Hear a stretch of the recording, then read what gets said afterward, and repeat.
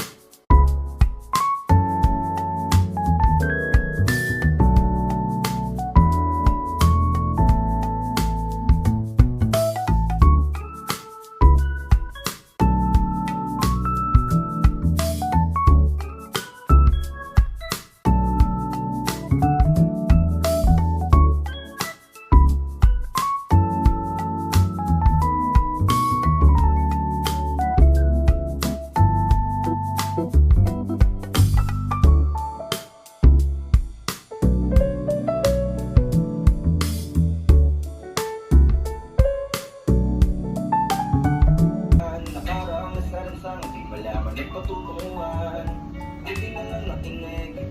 Nabahin to sa pagkulit ko.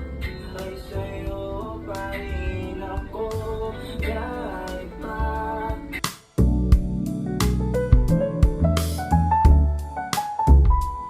Sa'yo pa rin ako kahit pa. Mag-iba ang takbo ng panahon. Hi guys, atong gamitan air freshener no. Paramot ba?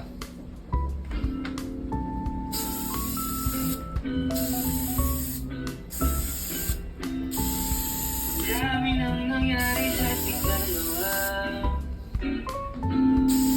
Ang dami nang nagbago sa una. Pag lahat ng iyong di mapagandaan, pinabagal sa lahat mabalikan ang alaala. Simula nang ika'y makilala, ay nakakulay ang mundo. Magulo dahil sa'yo ibig mo. Sa tuwing naaalala ko pa ba? Guys, padong namin sa Brazil no.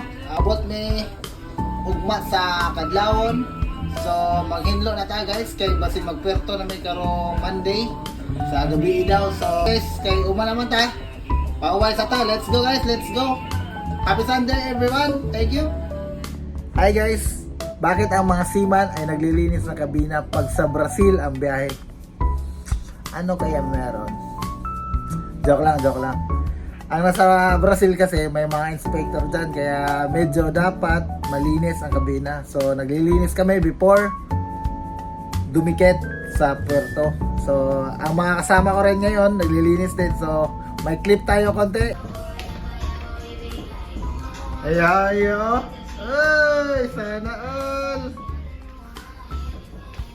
Ready na. Oh, sinspray ka niyan, talagang bye. Ayun, susunod. Tago mo.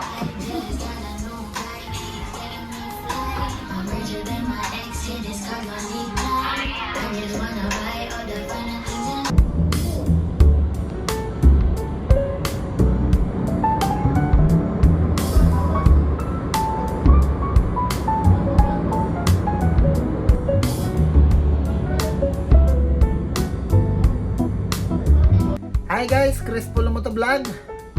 Please follow, like and share my page, Chris Pulo Motovlog.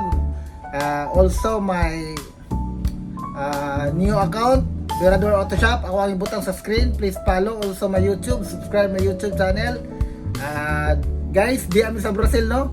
Unsa ka ina diri sa Brazil. So karon kay nakabiyahe naman ta diri nga lugar sa Brazil.